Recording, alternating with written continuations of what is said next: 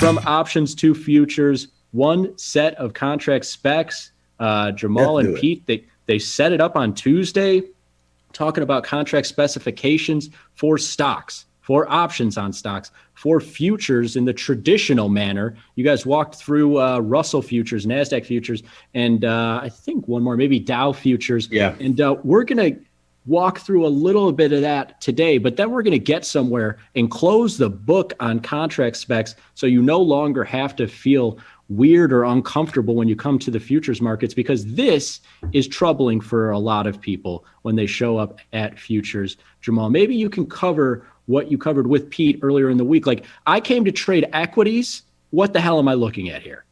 Yeah, I mean, as you mentioned it, you pull this up and it's a lot to look at. These are, I think this is something I might have mentioned when we were first getting into it.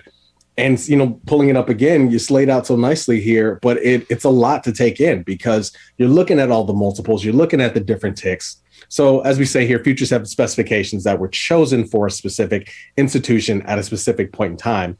But as we look from top to bottom, we got those Dow futures, we got NASDAQ, we got Russell. We got for Dow, it's 5 times the price. For NASDAQ, it's 20 times the price. For Russell, it's 50 times the price. And it's just, to remember that constantly. And then when you're trying to come up, you're using this, for example, to hedge a portfolio or something, you got to do a lot of calculations off the top of your head. So it's a lot. I mean, you're taking in a lot of information here. As we say, for, you got the Dow, each tick is $1. For NASDAQ, each tick is a quarter. For Russell, each tick is a dime. And the best uniform thing is that they all expire on 8:30 Central on that third Friday. So, but that doesn't help you out. Like, you brought up a great piece, which is like, it's a lot of stuff to remember. And I'm not a scientist or a psychologist or anything. I'm just some idiot who they let jump on the Tasty Trade Network and some other places every once in a while. Very charitable of them to give a guy like me a job. But I will say that though I don't have the scientific background, you only have a limited amount of memory and like space in your mind. And whether you're hedging a portfolio with futures, which was by and large the reason for the creation of these things, for large institutions to come in and say, okay, every week or every day or every hour, we need to monitor our funds and hedge part of it using these futures. What's even tougher is trying to remember all this stuff for guys like you and me, who are just everyday traders who are like, whoa, the stock market just fell 3%. I want to look at either selling into that or buying the bounce here and make some money off of that. I look at Dow, NASDAQ, and Russell. Okay, that one moves in $1. This other one moves in a quarter. The one moves in a dime. What does that mean? So this one's down this much money. If I bought all three, where's my P&L? Too much stuff to remember, man. Like, I'm trying to trade. I'm trying to put my strategies to work. And I have to study what these specifications are and remember them as they move around in real time. Like, it's too much. Like, how big a brain do you need to be able to balance all of these things? And then you break it out to multiple asset classes and products, and silver and gold and metals. Yeah. Those have different ticks. Those have different values. Like, everything starts moving.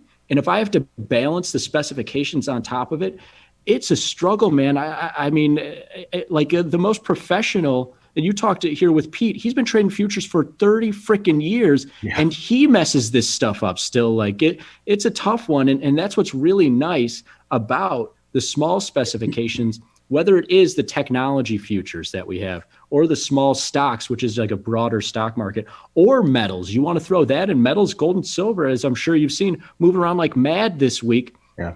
All of them, one multiplier, one tick, one expiration, which, who cares at the end of the day? That's something you don't deal with on a daily basis.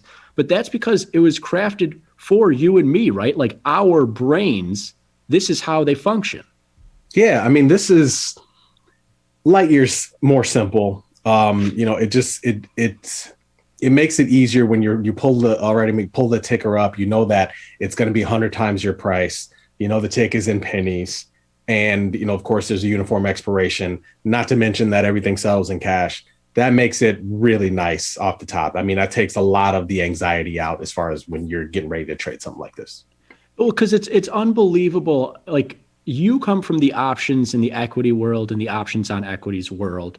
And to me, it's like if I told you, hey, and specialists in options like professional traders usually are confined to like a sector, right? Where it's like, oh, I'm trading, semiconductor stock options, or I'm trading energy stock options.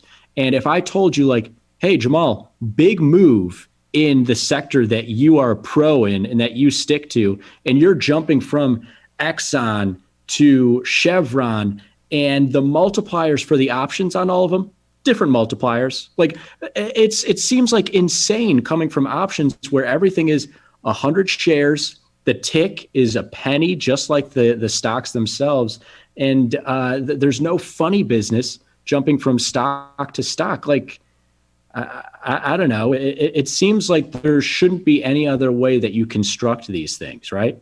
Yeah, it is funny because the few times where things are different in an option situation, like non-standard options for some reason, I mean, it throws all the traders for a loop because you're like, wait, how do I hedge this thing? What do I do? Because it's very different, right? Versus the normal when you just have like 100 times, for options for that 100 multiple, it makes things a lot more simple. And of course, as you see, like you said, these are eerily similar to the smalls. I think the smalls realize like this is the easy, simple way to get people to understand this is uniform. Let's go with this. That way everybody knows how to trade it. And this is Takes the actually, guesswork out. well, yeah. And that's what we tried to like. The small exchange started because we saw a lot of people like yourself who are like getting in the options world, trying to do crazy stuff in stocks and options and really building like a great knowledge for yourselves and for other people who aren't financial types. And we saw all of this ground being covered and the interest growing, growing, and growing. And we were like, let's invent some stuff here that isn't a reinvention of markets. Like we didn't show up and say like, hey, Jermal, guess what? Now you can trade rocks on the moon. Like it's nothing crazy like that. What we did though was a different kind of invention, was like bring simplicity from these other worlds into futures, because futures have so much great stuff going on, but people miss out on them because they aren't as simple as these options. And so it's a classic case of like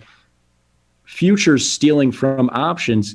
Getting back to our sports analogies that we hit on all the time, it's like every once in a while you'll see baseball go way far ahead in terms of like advanced metrics and using that to draft players, to mess around with the lineups. And then football, American football, will take like years to be like, oh yeah, like maybe we shouldn't pay this running back, $30 million because like there's a lot of them and advanced metrics say that like we don't necessarily, like it's a matter of like inventing by stealing from another part of the puzzle here. And that's what the small exchange did, futures from options with the contract specifications. Last piece here, and this is the way that I think of specs, and you can close it out and maybe give your ideas to this as well. Like specifications are usually like, oh man, I got to do studying. Like I got to do work. I'm done with school. Like I didn't come to trading to do some studying here. And what's really nice is that to me, options and small exchange futures, it's like if you do it once, you're done with it. Like it's like learning addition. It's like addition isn't going to change 10 years from now. So you just learn it once and that's it. I mean, how do you feel? How do you want to wrap up contract specifications here? Although, they don't change it, but they will come up with some new math. They were doing some weird stuff a couple of years ago with young kids in math and trying to teach them. It's the weirdest thing. We're not going to go through that here. So contract specifications can be a pain to memorize, which is true. But they're just a one-time study session here at the Smalls, which is awesome, dude. So when we have stocks, you have 1 times that price, you have a penny tick, and of course, expiration is none with stocks. We're talking about futures. We already talked about this. There's so many different things you have to look at, right? But with the smalls, 100 times price, penny tick, third Friday of the month. What is the multiple? 100 times the price, penny tick, third Friday of the month. It goes on and on. So it's really nice that, like you said, you don't have to study about learning And again, we're poo-pooing a lot of these different multiples with futures and all that, but a lot of times there is a situation where back in the day, that was the one thing you traded. If you traded gold, you're in that pit. That was the one thing you traded. You didn't have to learn it every day. But for all of us nowadays, and there's so many things that we have access to, there are a lot of different things that you can trade. But the smalls, it's nice because everything is the same. Everything is the same, and that makes it easy.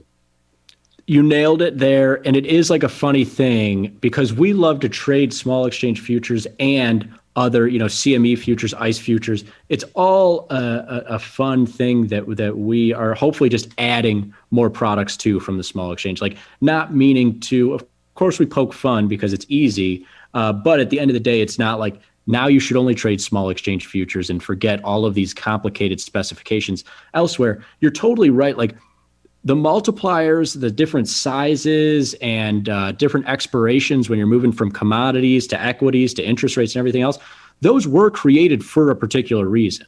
Like, don't get me wrong, I'm not making fun of this stuff because it's like, why did they do it? They must be idiots. Like, no, they're very smart, but the problem is they did it for a huge bank back in the 90s. Or for a huge grain producer back in the 70s and 80s. Like, we have the convenience of launching futures in 2021 for everyday people. And so, like, in 10, 20 years from now, you'll maybe look at the small exchange futures and be like, why are they these ticks? And it's like, oh yeah, those guys were making futures for just everyday people. And so there's definitely a reason behind it.